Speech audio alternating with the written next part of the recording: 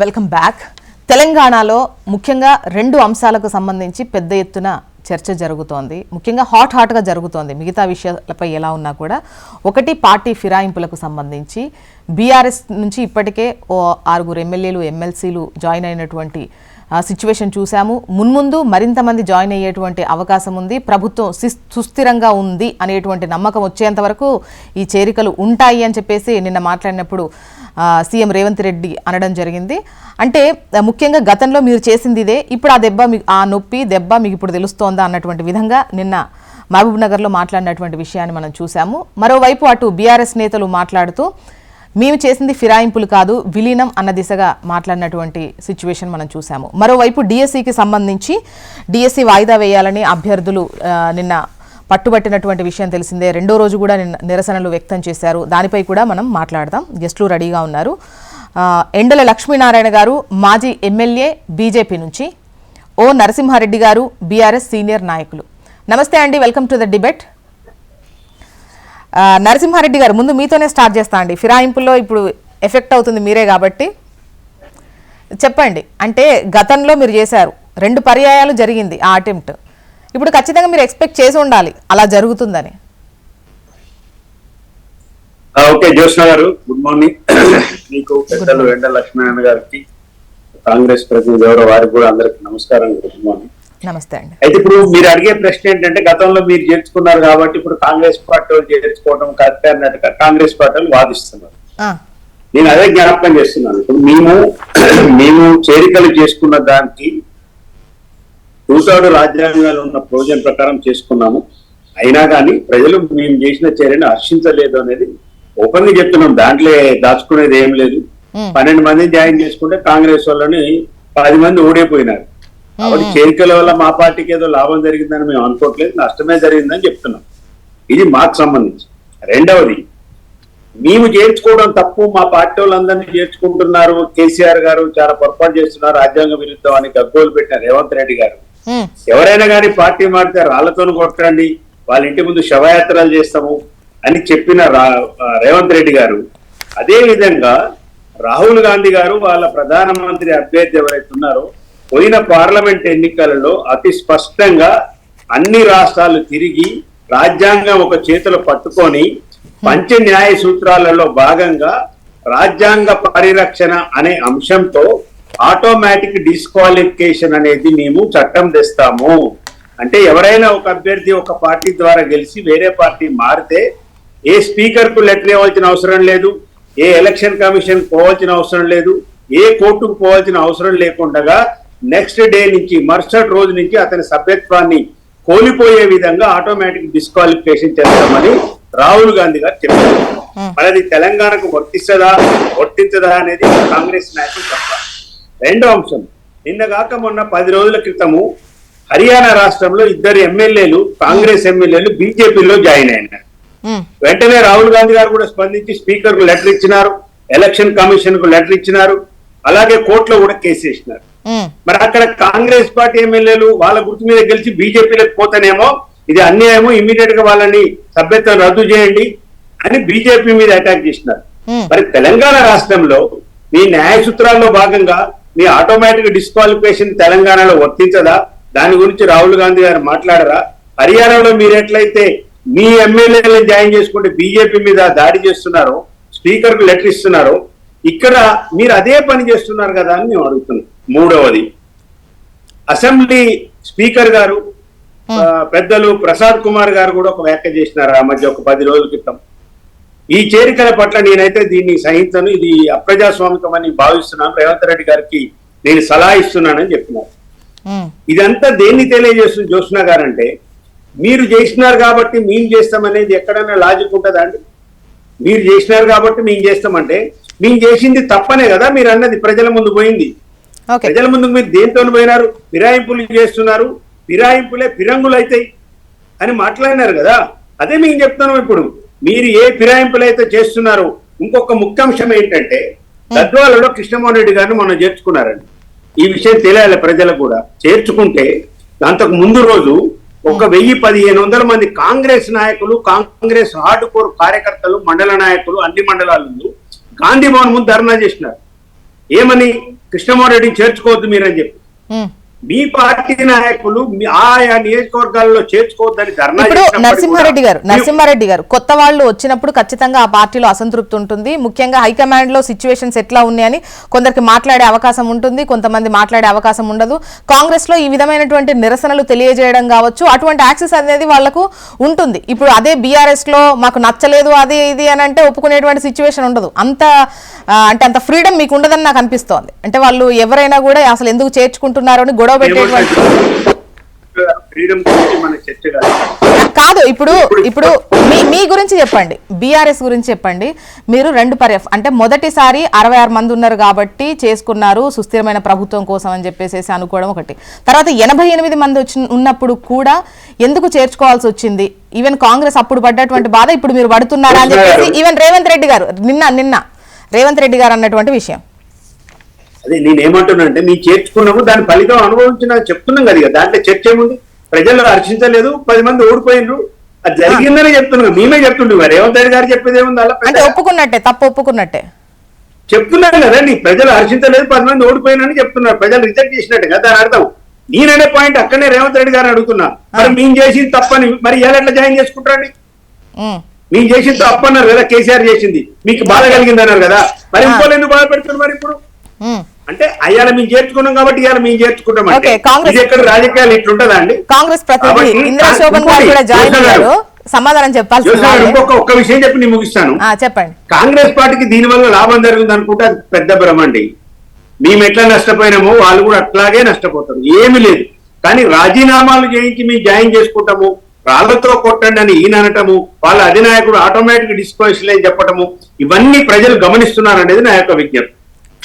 అంటే నరసింహారెడ్డి గారు మీరు అంటే నాకు ఒక డౌట్ వచ్చింది. అంటే ఇప్పటికిప్పుడు వచ్చేటువంటి ఇబ్బంది ఎన్నికల టైంలో ఆ ఇబ్బంది ఉంటుందేమో, కానీ ఈ లోపే అటు బీజేపీ నుంచో బీఆర్ఎస్ నుంచో ఏదైనా జరిగి ఎమ్మెల్యేలు మీరు లాగడమో వాళ్ళు లాగడమో ఏదో ఒకటి చేస్తే ఇబ్బందికర పరిస్థితులు కాంగ్రెస్ ఎదుర్కోవాల్సి ఉంటుంది. సుస్థిరమైనటువంటి ప్రభుత్వం ఉంది అని వాళ్ళకు నమ్మకం కుదిరినప్పుడు ఈ చేరికలు ఆపేస్తా. ఓకే జ్యోత్స్న గారు, మీరు మంచి ప్రశ్న వేసినారు, నేను అదే అడుగుతున్నాను.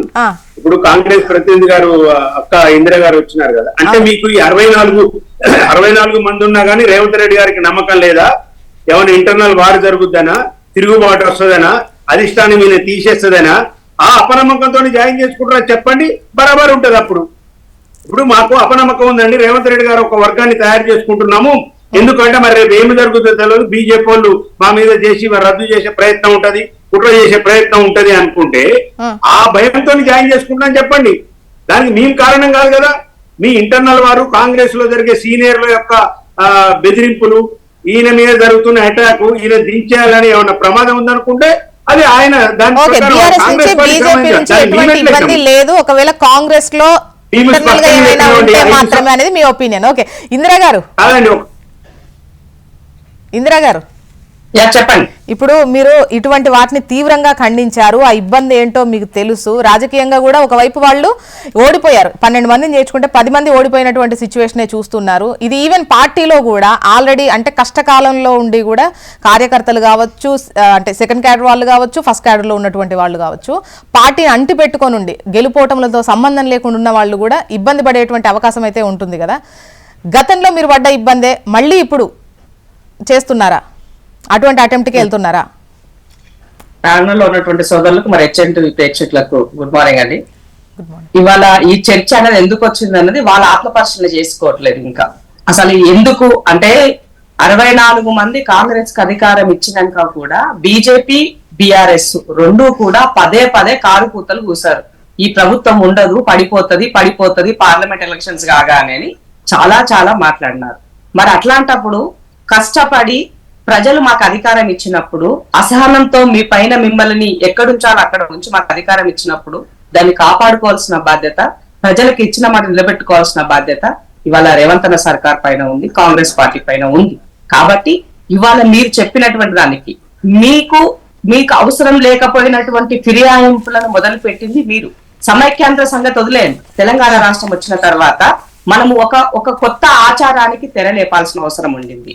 అది వదిలేసాం, పూర్తిగా గాలికి వదిలేసి పార్టీలు విలీనం చేసే ప్రయత్నం మీరు చేశారు. అసలు ప్రతిపక్ష నాయకుడు అనేవాడు ఉండకూడదు, ప్రతిపక్ష గొంతులు ఉండొద్దు అన్నది కుట్రపూరితమైనటువంటి రాజకీయంతో కాంగ్రెస్ కి ఒక దళితుడు సిఎల్పి నాయకుడుగా ఉండి ఒక మైనారిటీ ఎమ్మెల్సీ మండలి నాయకుడుగా ఉంటే అవి కూడా లేకుండా చేసి ఇవాళ మీరు మళ్ళా నీతి వాక్యాలు మాట్లాడడం అనేది సరి అయినది కాదు. ఇవాళ కాంగ్రెస్ పార్టీ ఆనాడు చెప్పలేదంటే బరాబర్ చెప్పింది, మేము చెయ్యము, చెయ్యకూడదు, అది సరి అయినది కాదు. ఇవాళ ఫిరాయింపుల చట్టం తెచ్చిందే కాంగ్రెస్ పార్టీ.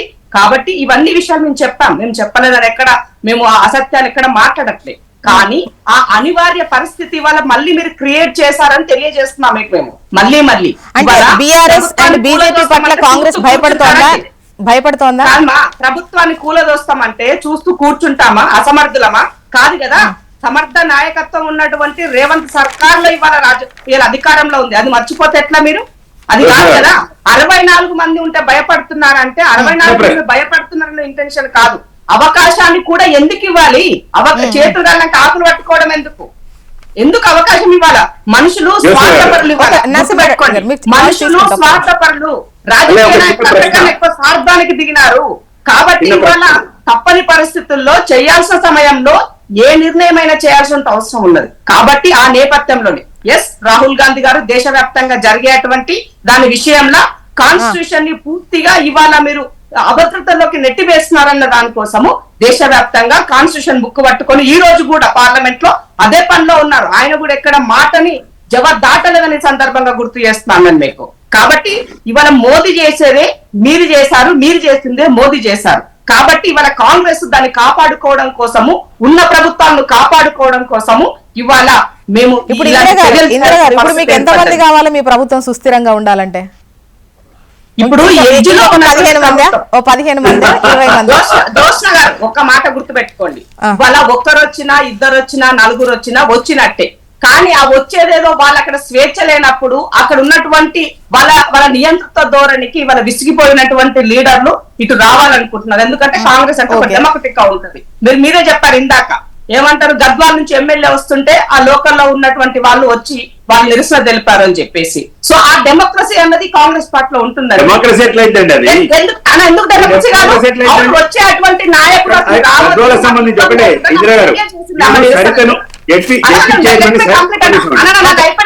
నరసింహారెడ్డి ఇప్పుడు ఆమె వద్దు, ఇది ఇబ్బందికరమైనటువంటి విషయం అని ఆమె నిరసన ఆమె తరపున ఉన్నటువంటి నాయకులు, కార్యకర్తలు నిరసన తెలిపినప్పుడు నాయకుడు పిలిచి మాట్లాడినారు, సరితమ్మా నీకు ఎలాంటి ఇబ్బంది కాదు, తప్పకుండా నీకు న్యాయం జరుగుతుంది, ఎవరిది వాళ్ళకే ఉంటుంది. ఇప్పుడున్నటువంటి పరిస్థితుల్లో ప్రభుత్వానికి అది మనకు అవసరం ఉండింది. అన్ని చాలా రకాలుగా అంటే ఒక ఎమ్మెల్యే వచ్చిందంటే ఒక ఎమ్మెల్యే కాదు కదా, రేపు లోకల్ బాడీ ఎలక్షన్స్ ఉన్నాయి, ఇంకా చాలా కదా. నేను కూడా ఎంకరేజ్ చెయ్యను, నేనే నాటి ఫిరాయింపులే రేపు ఫిరంగులు అయిపోయి వెళ్తే నేను రాసిన ఆర్టికల్, నేను వాటిని నేను కూడా ఎంకరేజ్ చెయ్యా. కానీ ఇద్దరు ఒకేసారి అడిగేది ఇప్పుడు కేకే గారు ఎందుకు రాజీనామా చేసినారో చెప్పండి. అది ఆయన వ్యక్తిగతం, అదే ఆయన వ్యక్తిగతం. పార్టీ వేరు, వ్యక్తిగతం వేరు ఉంటుందా అండి? మీరు జాయిన్ చేస్తున్నప్పుడు పార్టీకి ఒక వైఖరి, వ్యక్తిగత వైఖరి ఉంటుందా? మీరు వినండి, మాట్లాడతారండి. పార్టీకి ఒక వైఖరి ఉంటుంది, వ్యక్తిగత వైఖరి ఒకటి ఉంటుందా అండి? చెప్పాలంటే కేకే గారు మీ దగ్గర ఎందుకు రాజీనామా చేసినారు? ఆయన పదవితోనే వచ్చాడు, ఆయన రాజీనామా చేయాల్సిన అవసరం ఉండేది కాదు. ఇవాళ డిఎస్ గారు మీ దగ్గర రాజీనామా చేసిన ప్రశంసించకపోగా అనవసరంగా రాజీనామా చేసిన ఎట్లా అండి? అనవసరం అనట్లేదని నేను మీకు తెలియజేస్తున్నా. నైతిక విలువ గురించి మీరు మాట్లాడినప్పుడు ఆయన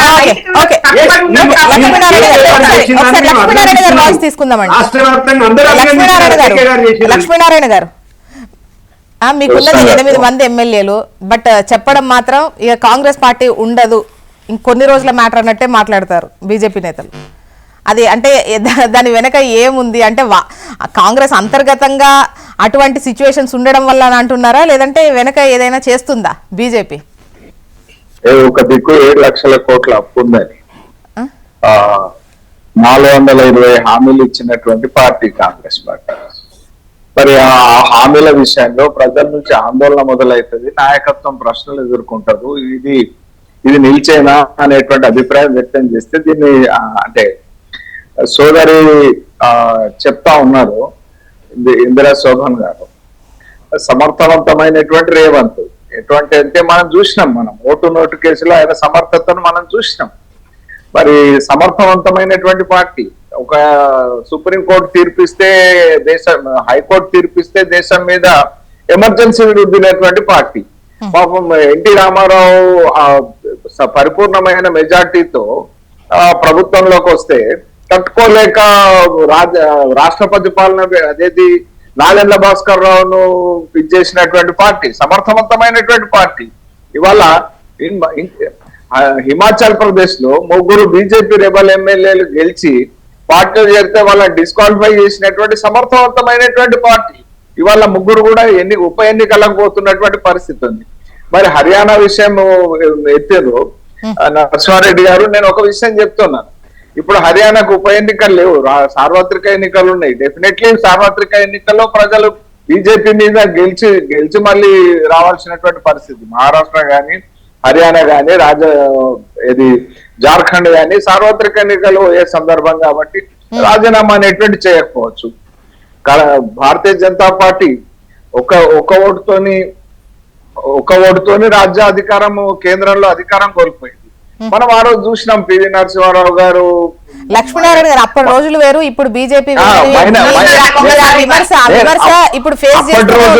అప్పటి రోజుల్లో 1975లో 1984లో ఏ రకంగా జరిగింది, ఎంత సమర్థవంతంగా కాంగ్రెస్ పార్టీ వ్యవహరించింది. మరి అంతేకాకుండా ప్రతిపక్షంలో ఉన్నప్పుడు ఇవాళ ముఖ్యమంత్రి ఎంత సమర్థవంతంగా హ్యాండిల్ చేసిండో ఇందిరా శోభన్ గారికి కూడా తెలుసు, తెలియదన్నది కాదు. అంటే సాకుగా తీసుకొని రాజ్యాంగాన్ని చేతిలో పట్టుకొని తిరుగుతూ రాజ్యాంగానికి తూట్లు పడుస్తున్నటువంటి పార్టీ కాంగ్రెస్ పార్టీ. ఇది ఎంతవరకు సమంజసం?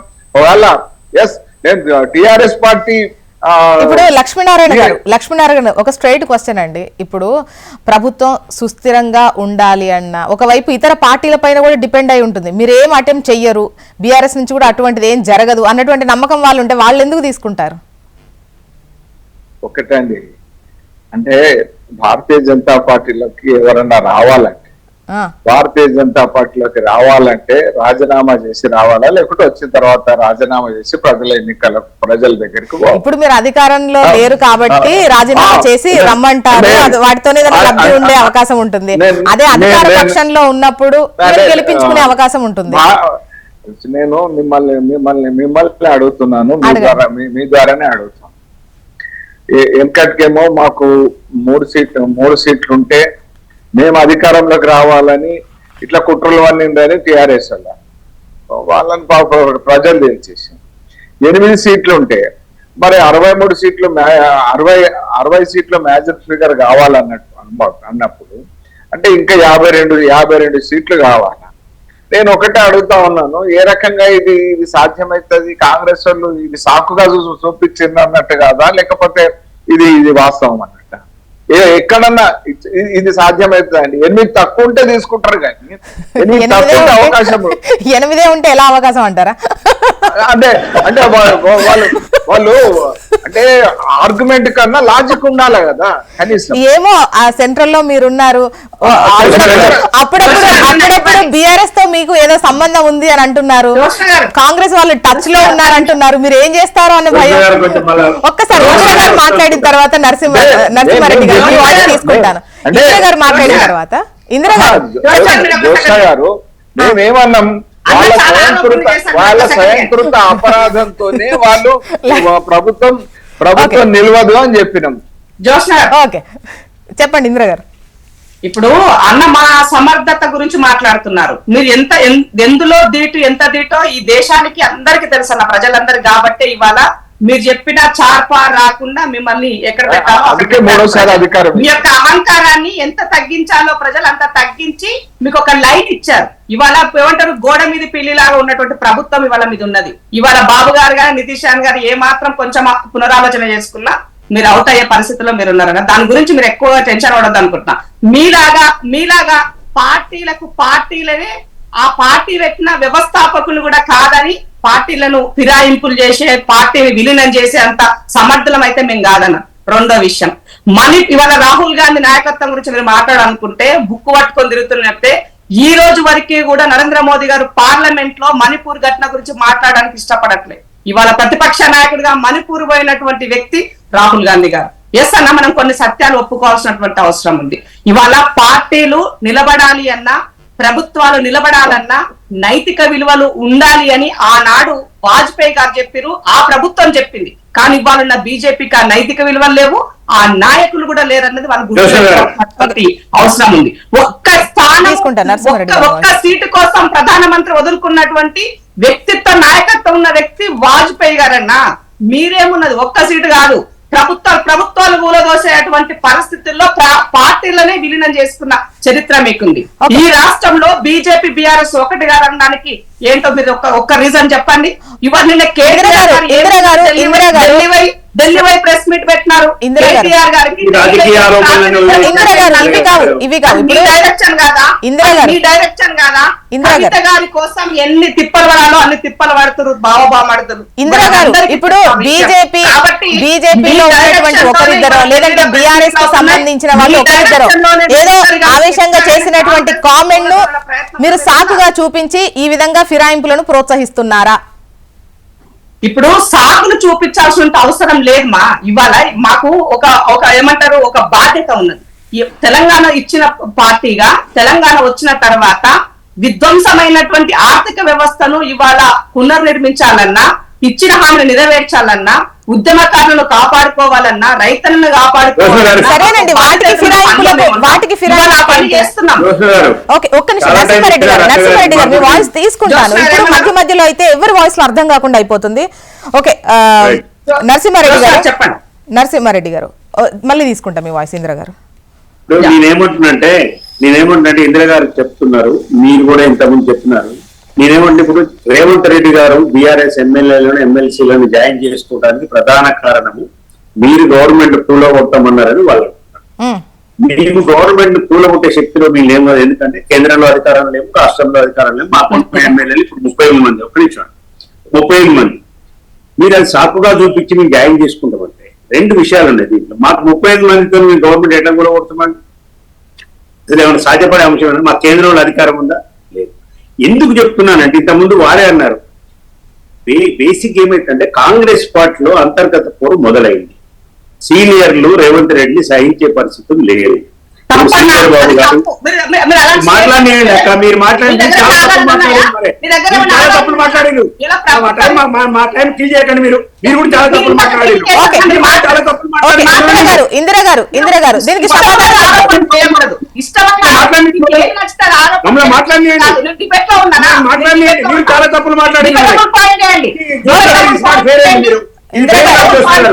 ఇందిరా గారు మీరు మాట్లాడినప్పుడు వద్దనేది లేదు. మీరు మాట్లాడించినప్పుడు మీరు విన్నాం. ఒకటి, ఇప్పుడు కోమటిరెడ్డి వెంకరెడ్డి గారు కానీ, శ్రీధర్ బాబు గారు కానీ, మిగతా కాంగ్రెస్ నాయకులు కానీ, ఇప్పుడు ఒకటే ఉదాహరణ చెప్తా ఇందిరా గారికి. నిన్న రేవంత్ రెడ్డి గారు చంద్రబాబు నాయుడు మీటింగ్ తర్వాత కాంగ్రెస్ వర్కింగ్ ప్రెసిడెంట్ జగ్గారెడ్డి వ్యాఖ్యలు ఏంటండి? మీ ముఖ్యమంత్రి గారు మీటింగ్ పెడతారు వారి గురువు గారితో. జగ్గారెడ్డి గారు ఏం మాట్లాడినారు? చంద్రబాబు ఇక్కడ విద్రోహ రాజకీయాలు చేస్తున్నాడు, బీజేపీ చంద్రబాబు నాయుడిని పావుగా వాడుకొని ఇక్కడ బలపడాలని చూస్తుంది, ఈ భేటీ సరైనది కాదు, తెలంగాణ వ్యతిరేకమైన భేటీ అని మాట్లాడారు. దీనికి జవాబు చెప్పండి ఇందిరా గారిని.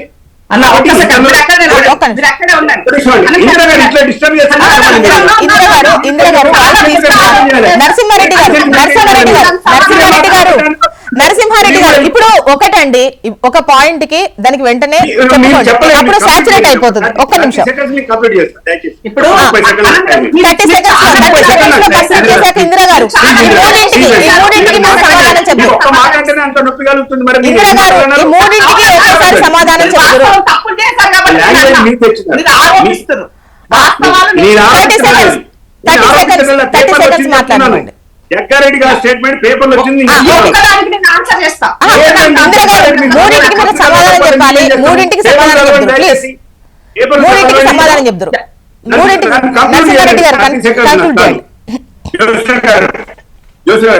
నేనేమంటున్నానంటే బీఆర్ఎస్ పార్టీలో బీజేపీ పార్టీలో మా ప్రభుత్వాన్ని కూలుస్తుంది, అందుకే మేము జాయిన్ చేసుకుంటాం అనేది పూర్తిగా ఇది సత్యదూరం.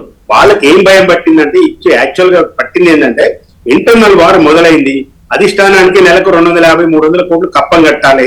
ఆ పంపకాలలో వచ్చిన విభేదాలు, ఈ వసూళ్లలో వచ్చిన విభేదాలు, ఈ కాంట్రాక్టుల దగ్గర తీసుకున్న డబ్బులలో వచ్చిన విభేదాలు తప్పితే ఇక్కడ ఏమీ లేదండి. ఎవ్వరు ఏ ప్రభుత్వాన్ని కూల్చలేరు. అదే అందరికీ తెలుసు. రేవంత్ రెడ్డి గారికి కూడా తెలుసు, ఇందిరా గారికి కూడా తెలుసు. చేర్చుకునే దానికి ఒక సాకు చూపెట్టాలి కాబట్టి మా గవర్నమెంట్ కూల్చుతా ఉన్నారు, మా గవర్నమెంట్ ఎట్ట కూల్చారు గవర్నమెంట్ ని వాళ్ళే చెప్పుకొని కారణం చెప్పుకొని ఆయన అంతర్గతంగా ఉన్న దాంట్లో రేవంత్ రెడ్డి గారు 20 మంది ఎమ్మెల్యేలను తయారు చేసుకోవాలనే ఉద్దేశంతో చేస్తున్నారు.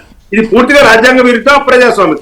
ఓకే, ఇందిరా గారు, ఇప్పుడు జగన్నప్ప ప్రెస్ మీట్ పెట్టిన మీరు మాట్లాడినటువంటి విషయంలో ఎస్, పార్టీ పరంగా పార్టీ వేరు, పాలన వేరు. పాలనా పరంగా ఇద్దరు ముఖ్యమంత్రులు కూర్చొని విభజన నరసింహారెడ్డి గారు మీరు ఆగల. లాస్ట్ టైం కూడా కేసీఆర్ గారు ఆయన 10 సంవత్సరాల కాలంలో విభజన మీటింగ్ చేశారు. మాట్లాడినారు. ఇవాళ జగన్న గాంధీ భవన్ లో కూర్చొని ఆయన మాట్లాడినారంటే పార్టీ పరంగా ఎన్డీఏలో ఉన్నటువంటి చంద్రబాబు నాయుడు గారు ఇవాళ బీజేపీకి చాతనైతలేదు కాబట్టి ఇవాళ మీరంటారు మనము ఈడ ఉన్నటువంటి బీఆర్ఎస్ పార్టీ బీజేపీని లేపడం కోసం ఎంత ప్రయత్నం చేసినా లేచే పరిస్థితిలో లేదు కాబట్టి ఇవాళ బాబు గారి యొక్క అవసరం ఉన్నదో ఏమో, అందుకనే ఇవాళ బాబు గారి, ఎందుకంటే ఆయన కూడా టీడీపీ ఆఫీస్ లో ఆయన మీటింగ్ పెట్టుకొని తెలంగాణలో మనము చేయబోతున్నాం, పారా వేయబోతున్నాము, రాబోయే రోజులు మనమని బాబు గారు మాట్లాడినారు. ఆ నేపథ్యంలోనే జగ్గారెడ్డి అన్న ఆయన ప్రెస్ మీట్ పెట్టి మాట్లాడినారు తప్ప ఈ కలయిక తప్పు అని ఎక్కడ మాట్లాడలేదు. మీరు నరసింహారెడ్డి గారు ఇద్దరు ఒకేసారి మాట్లాడితే వినిపించారు. ఆయన వర్కింగ్ ప్రెసిడెంట్ గా ఉన్నాడు కాబట్టి ఆయన పార్టీ పరంగా ఆయన స్టేట్మెంట్ బాబు గారి పైన ఇచ్చారు. ప్రభుత్వ పాలన పరంగా ఇవాళ ముఖ్యమంత్రిగా రేవంత్ అన్న ఇద్దరు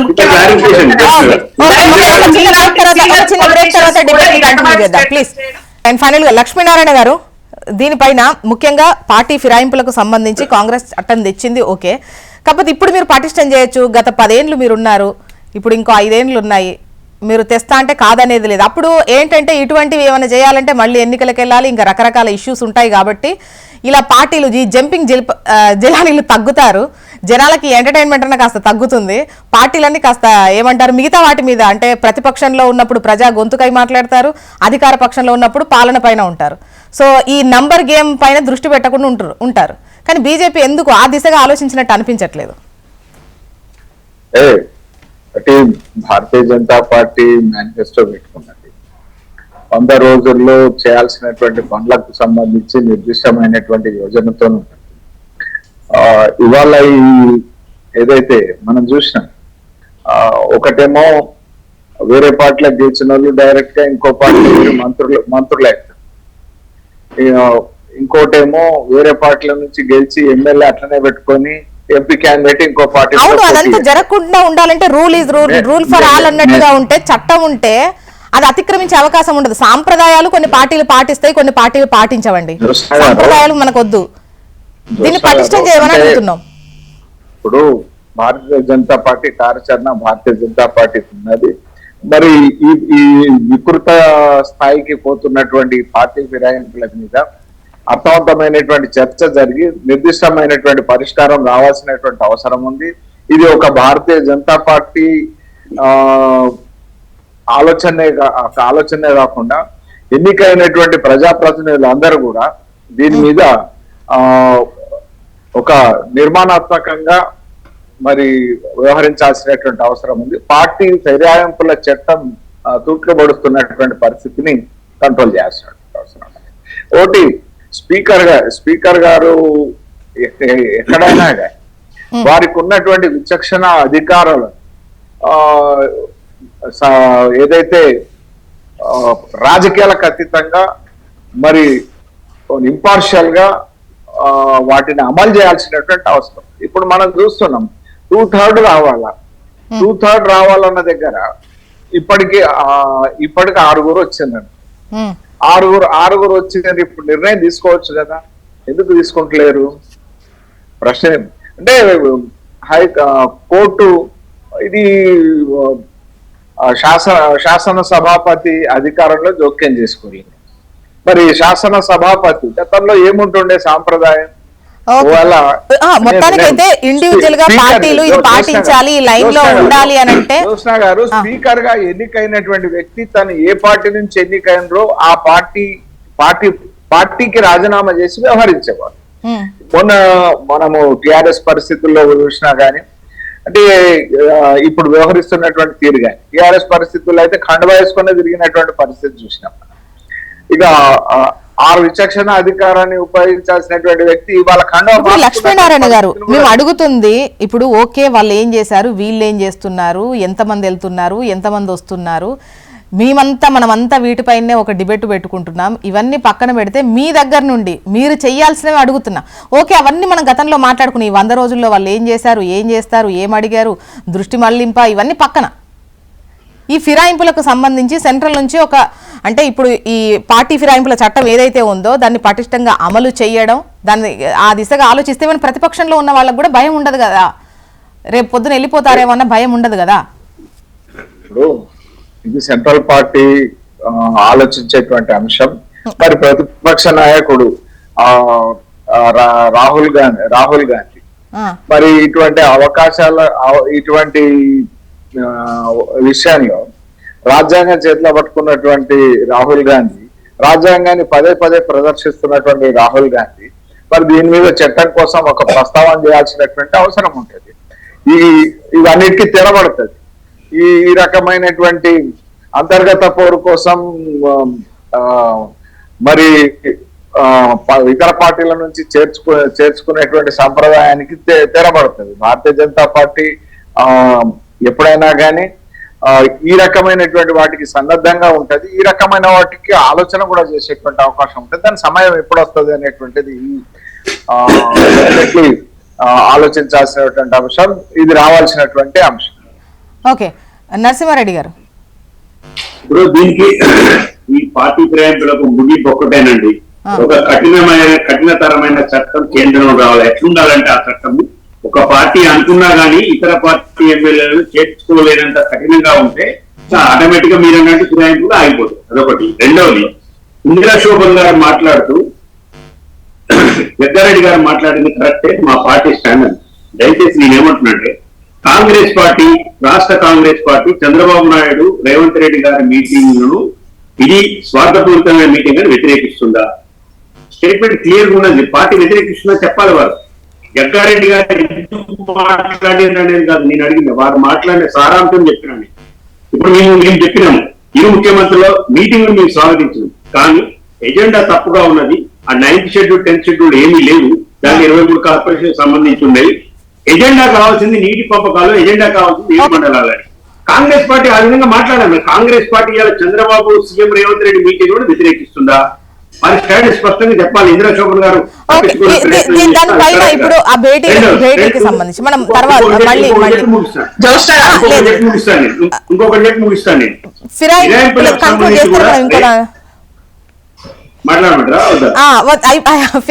సంబంధించి ఇంకా ఒకటి ఏంటంటే పార్టీలకు గాని ప్రజా ప్రతినిధులకు గాని ముఖ్యంగా అవకాశాలను బట్టే ముందుకెళ్లేటువంటి ప్రయత్నాలు చేస్తున్నారు తప్ప ఇది ఇలా ఉండాలి. 10 seconds చెప్పండి. ఏమంటున్నాంటే పరిపాలన చేయమని రేవంత్ రెడ్డి గారికి కాంగ్రెస్ పార్టీకి ప్రజలు అధికారం ఇచ్చినారండి. పరిపాలన మర్చిపోయి ఎప్పుడు ఏ పార్టీని గెలుద్దాము, అర్ధరాత్రి పోయి కండోలు కప్పుడు 1:30 కండోలు కప్పుడు ఏంటండి ఎక్కడైనా విన్నామా ప్రపంచం లేదు. 5 హోటర్లు కలిసి కండోలు కప్పుడు సమాధానం చెప్పుకోండి. పనులు ఏంది? నరసింహారెడ్డి గారు మళ్ళీ ఇంకోటి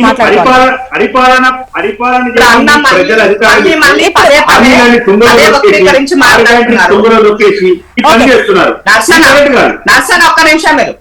మీరు మళ్ళీ గురించి మాట్లాడుతున్నారు. ఇద్దరు ముఖ్యమంత్రుల కలయికని కాంగ్రెస్ పార్టీ వ్యతిరేకిస్తున్నది, జగ్గారెడ్డి గారు వ్యతిరేకిస్తున్నారు అన్నది అది లైన్ కాదన్న నేను మళ్ళీ క్లియర్ చేస్తున్నాను. మీరు మళ్ళీ రాంగ్ ఇంటరప్ట్ చేయండి. ఇవాళ రెండే ఈ అంశం ఇది కాదు మనం మాట్లాడుకునేది. ఇందిరా గారు సీఎం గారు మాట్లాడింది చూస్తే ప్రభుత్వం సుస్థిరంగా ఉండే వరకు చేరికలు ఉంటాయంటే ఇంకా ఉండే అవకాశాలు ఇంకా చేరుతారనేది అయితే మాకు కనిపిస్తోంది. అండ్ చూద్దాము, ముఖ్యంగా పార్టీ ఫిరాయింపులకు సంబంధించి నాట్ ఓన్లీ మీరే కాదు బీఆర్ఎస్ అండ్ బీజేపీ కూడా అన్ని పార్టీలు చేరికలకు వ్యతిరేకమే చెబుతాయి. ఎమ్మెల్యేలు వస్తాము మేము చేరుతాము, ఎమ్మెల్సీలు మేము వస్తాము చేరుతాము అంటే ఏం చేస్తారండి చెప్పండి.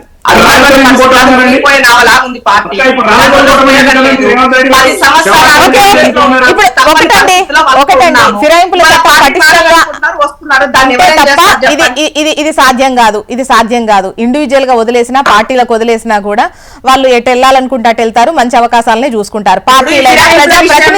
పార్టీలైనా ప్రజాప్రతినిధులైనా ప్లీజ్. ఓకే అండ్ నెక్స్ట్ వచ్చేసి ఈ డిఎస్సికి సంబంధించి మాట్లాడుకుందామండి. డిఎస్సి వాయిదా వేయాలని అభ్యర్థులు అడుగుతున్నారు, తీవ్ర నిరసనలు వ్యక్తం చేస్తున్నారు కదా. ఇప్పుడు ఇందిరా శోభన్ గారు ఒక విషయం చెప్పింది, వాళ్ళు వస్తారంటే ఏం చేస్తారు పాపం. కామన్ గానేమో ట్రాఫిక్ సిగ్నల్ దాటితే లైన్ దాటితే పెనాల్టీ ఉంటుంది.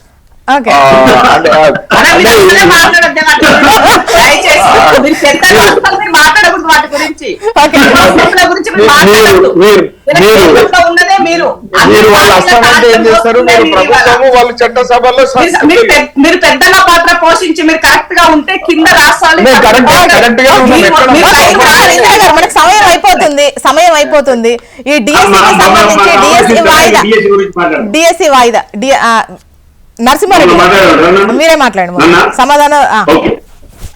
నేను ఏమంటున్నా అంటే రేవంత్ రెడ్డి గారు ప్రభుత్వంలోకి రాకముందు ఎన్నికల ముందు ఇచ్చిన హామీలు నిరుద్యోగులకు సంబంధించి ఒక 2-3 ప్రస్తావించి నేను క్లోజ్ చేస్తాను. ఒకటి, నిరుద్యోగులను ఇప్పుడు కాంగ్రెస్ ప్రభుత్వం మోసం చేస్తుందని చెప్పడానికి 2-3 ఉదాహరణలు చెప్తాను. ఒకటి, నిరుద్యోగులకి 4,000 ఇస్తామన్నారు, ఇంతవరకు దానికి గతి లేదు. టీఎస్పీఎస్సీ తోటి రిజిస్టర్ అయిన యువకుల సంఖ్య, నిరుద్యోగుల సంఖ్య 27.5 లక్షలు, ఒక్క పైసా ఇవ్వలేదు. 5 లక్షల క్రెడిట్ కార్డు ఇస్తామన్నారు, ఒక్కరికి కూడా ఎవ్వరికి ఒక్క పైసా కాదు, 1 లక్ష రూపాయల క్రెడిట్ కార్డు కూడా ఇవ్వలేదు. రెండవది, మీకు సంబంధించి గ్రూప్ 1 సంబంధించి బీఆర్ఎస్ పార్టీ అన్యాయం చేస్తుంది. 1:50 కాదు 1:100 పిలుస్తామని మేనిఫెస్టోలో పెట్టారు. జోష్ణ గారు 1:100 అని మేనిఫెస్టోలో పెట్టారు. మళ్ళీ ఇలా గ్రూప్ 1 దీంట్లో 1:50 పిలిచినారు. ఇది నెక్స్ట్ గ్రూప్ 2 గ్రూప్ 3 సంఖ్య పెంచుతామన్నారు, ఉద్యోగాల సంఖ్య పెంచుతామన్నారు, జాబ్ క్యాలెండర్ అని చెప్పినారు. ఇప్పుడు డిఎస్సికి సంబంధించి మెగా డిఎస్సి 25,000 ఖాళీలు ఉన్నాయి, టీచర్ పోస్టులు 27,000 ఒకే నోటిఫికేషన్ తో ఇస్తామన్నారు. ఇప్పుడు ఇచ్చిన డిఎస్సి ఏంటంటే 11,000. 11,000 5,600 పాతయే మా కోడ్ అడ్డం రావడం ద్వారా మీరు ఆగినాయి. వీళ్ళు ఇచ్చిన 5,000 నోటిఫికేషన్ 11,000 12,000 మధ్య ఇచ్చినారు. ఇప్పుడు ఏంటి, డిఎస్సి పరీక్ష వాయిదా వేయమంటున్నారు. ఎందుకు వేయని మన నిరుద్యోగులు అడిగితే కూడా వాయిదా వేసేది వాళ్ళ కోరికే కదా. దీనికి రాజకీయాలు ఏమున్నాయి దీంట్లో? బీఆర్ఎస్ పార్టీ చేసేది ఏంది, బీజేపీ పార్టీ చేసేది చేస్తున్న కుట్ర అని చెప్పేసి కాంగ్రెస్ అంటోంది, సీఎం రేవంత్ రెడ్డి అంటున్నారు. అదేనండి, ఇప్పుడు ఎట్లానండి కుట్ర?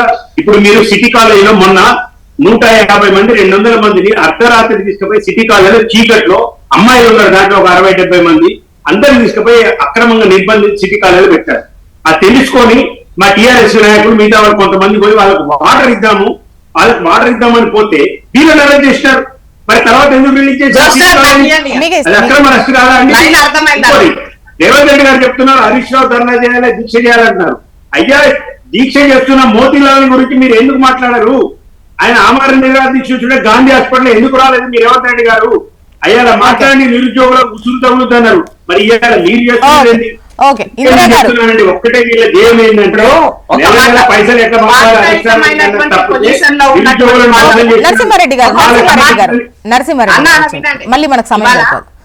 లో ఉన్నటువంటి వాళ్ళము బాధితయుతమైనటువంటి పొజిషన్ లో ఉన్న వాళ్ళము. బాధితయుతంగా ఇవాళ నిరుద్యోగులకు ఈ రాష్ట్రం అంటే వచ్చిందే నియామకాల పేరుతో ఈ రాష్ట్రం కాబట్టి ఆ నియామకాలు మీరు చెయ్యలేదు, చేయలేనటువంటిది ఇవాళ కాంగ్రెస్ పార్టీ చేస్తుంటే అవి చేయకూడదని కాళ్ళల్లో కట్టలు పెట్టే విధంగా మీరు అక్కస్తో ఇవాళ ఈ రకమైనటువంటి అడ్మినిస్ట్రేషన్ చేసేటువంటి వాళ్ళకి వచ్చిన తర్వాత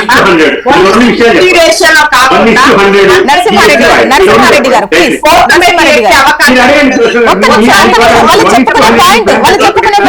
జరగలేనటువంటి సిచ్యువేషన్ కి వెళ్ళిపోతుందన్న ఉద్దేశంతో ఇవాళ అది జరగలేదు. ఇప్పుడు ఇందిరా గారు డిఎస్సికి సంబంధించినటువంటి దాంట్లో కాంగ్రెస్ పార్టీ గతంలో జంబో డిఎస్సి వేసింది. కాంగ్రెస్ 2009 లో జంబో డిఎస్సి వేసింది కాంగ్రెస్. అగైన్ మళ్ళీ డిఎస్సి మళ్ళీ మేమే వేసే దిక్కొచ్చింది. మీరు ఒక్క పోస్ట్ చేయలే. 19,000 మంది టీచర్లకు పదోన్నతులు ఇచ్చి ఓపెన్ గా ఎలాంటి పైరవీ లేకుండా ట్రాన్స్ఫర్స్ ఇవాళ మేము చేసినాం. హ్యాపీగా ఉన్నారు టీచర్స్ అంతా. కొత్త వాటికి స్కూల్ ని పటిష్టం చేయడం కోసం ఇవాళ అభ్యర్థులు డిఎస్ వాయిదా వేయాలి 2 రోజులుగా నిరసన తెలియజేస్తున్నారు. ఒక మాట చెప్తాను, అది కూడా కంప్లీట్ చేస్తున్నా. డిఎస్సికి సంబంధించినటువంటి యువత కూడా పిల్లలు కూడా ఆలోచించుకోండి. ఇవాళ ఒకసారి ఒక నోటిఫికేషన్ వచ్చిన తర్వాత దీనిని మనం ఎక్స్చేంజ్ చేసుకుంటూ పోయినప్పుడు, ఎందుకంటే మనం ఒక టార్గెట్ లో పని చేస్తున్నాం, ఆటోమేటిక్ గా నోటిఫికేషన్స్ అన్ని మనం రిలీజ్ చేయాలని దాంట్లో వెళ్తున్నాం. కాబట్టి ఒకటి పోస్ట్ పోన్ చేసినప్పుడు ఆటోమేటిక్ గా దానికి అనుబంధంగా ఉన్నటువంటి సెంట్రల్ కి సంబంధించినటువంటి ఏమంటారు రిక్రూట్మెంట్ కి సంబంధించినటువంటి నోటిఫికేషన్స్ అయినా ఇక్కడ ఉన్నటువంటి వాటికైనా ఆ డేట్స్ సెంటర్స్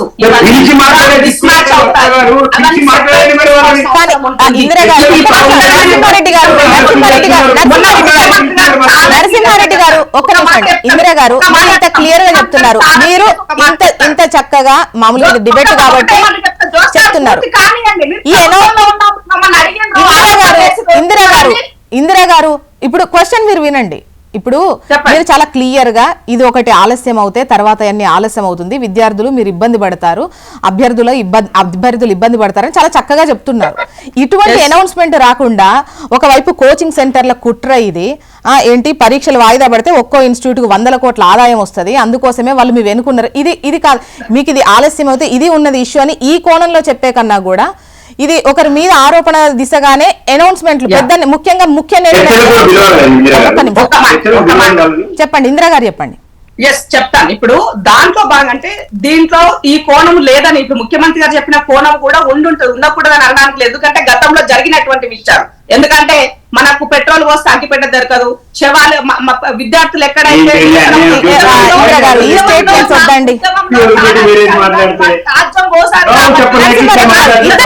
మాట్లాడితే జనాలపై వర్షం వద్ది. దయచేసి నరసింహారెడ్డి గారు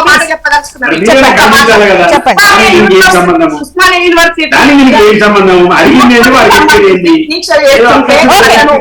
ఫైనల్ గా లక్ష్మీనారాయణ గారు దీనిపై మీ అభిప్రాయం చెప్పండి. ఫైనల్ గా ఒకటే నిమిషం ఉంది, లక్ష్మీనారాయణ గారు మాట్లాడతారు ప్లీజ్. జోష్న గారు వాళ్ళు గత ప్రభుత్వం నిరుద్యోగ వృత్తిస్తారని ఇవ్వలేదు ఒకటి. రెండో విషయం, ఉద్యోగాల నియామకాలు చేస్తామని చేయలేదు. అది చేస్తామని చెప్పి అధికారంలోకి వచ్చి దాన్ని రూట్లు పడుతున్నటువంటి పరిస్థితి మనం చూస్తున్నాం. నిరుద్యోగ వృత్తి ఎగ్గొట్టిండ్రు.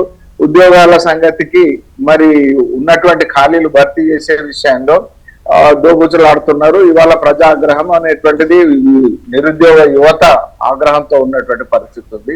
ఖచ్చితంగా వాళ్ళు డివైడ్ చేసుకొని ఎన్ని ఖాళీలు అయితే టీచర్ ఉద్యోగాలు ఎన్ని ఖాళీలు అయితే ఉన్నాయో 25,000 ఖాళీలను భర్తీ చేయడం కోసం ఆలోచన చేయాల, సమీక్షించుకోవాలి తప్ప దానికి కౌంటర్ దాడి అనేటువంటిది సరికాదు. మీరు ఇచ్చినటువంటి మాట మేరకు వ్యవహరించాలని చెప్తున్నారు. తప్పకుండా మీరు చెప్పినటువంటి ప్రభుత్వం తీసుకుంటుంది. ఇందిరా గారు, ఎందుకంటే ఒకవైపు అభ్యర్థులు ఆందోళన చేస్తూ 2 రోజులుగా నిరసన చేస్తున్నారు. సో అది వాయిదా లేకుండా లేదంటే నిర్వహిస్తే ఏంటి, నిర్వహించకపోతే ఏంటి అని ప్రకటన, అంటే ఆ స్టేట్మెంట్ అనేది వాళ్ళకు ఒక క్లారిటీ వచ్చింది అనుకోండి. ఇంత ఆందోళన కానివ్వండి, ఈవెన్ ప్రతిపక్షాలకు కూడా ఛాన్స్ ఉండదు.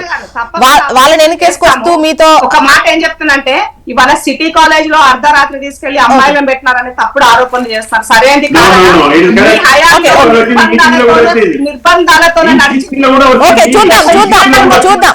నిన్నైతే రెండో రోజు ఆందోళన కొనసాగింది. ఒకవైపు అటు అభ్యర్థులు అంటున్నారు డిఎస్సి వాయిదా వేయాల్సిందే అని రిక్వెస్ట్ చేస్తున్నటువంటి పరిస్థితి, రిక్వెస్ట్ గా నిరసన ఆందోళన వ్యక్తం చేస్తున్న పరిస్థితి కనిపిస్తోంది.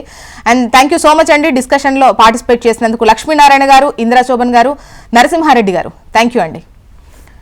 ఇది వాళ్ళ న్యూస్ అనాలిసిస్. చూస్తూనే ఉండండి హెచ్ఎం టీవీ, వార్త ఆగదు నిజం దాగదు.